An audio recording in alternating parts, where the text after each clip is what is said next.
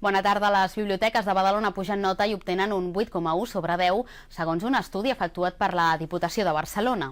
Els usuaris atorguen les millors valoracions al servei de préstec, a l'atenció del personal, l'estat de la neteja i també a la qualitat de les instal·lacions. Segons el Pla Local de Biblioteques, en els propers anys es construiran 3 nous equipaments. El més avançat és el barri de Canyadó, que ja està construït, però que encara resta pendent de condicionar. Un equip d'arquitectes ja treballa en l'acondicionament de la nova biblioteca de Canyadó. Malgrat tot, encara no s'ha fixat una data d'obertura, i és que la manca de pressupost ha fet endarrerir aquest projecte. Les altres 2 biblioteques que s'han d'edificar a la ciutat d'ara al 2025 ho faran als barris de Bufalà i La Salut.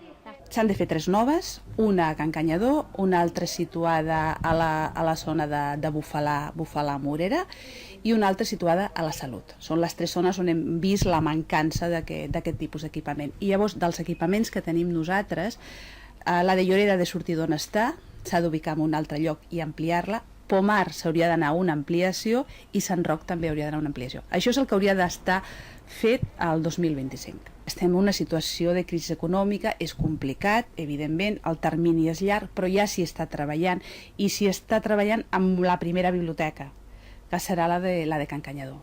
En l'actualitat, a Badalona hi ha 5 biblioteques. Els usuaris les fan servir majoritàriament per motius d'oci, però sobretot els més joves també per a estudiar.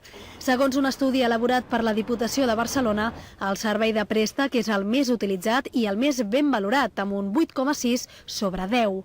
Una cinquena part dels encastats diu que l'utilitzen més d'un cop al mes. També el préstec interbibliotecari guanya usuaris i cada cop són més els que coneixen aquesta modalitat.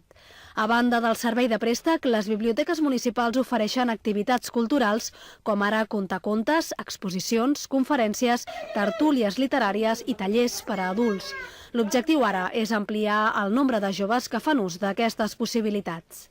El que anem ara també és per això, pel públic jove, que veiem que és el que li costa encara de venir a utilitzar la biblioteca com a tal. En èpoques d'exàmens venen, però un cop s'acaba només ens veuen com a sala d'estudi i que no és el que som.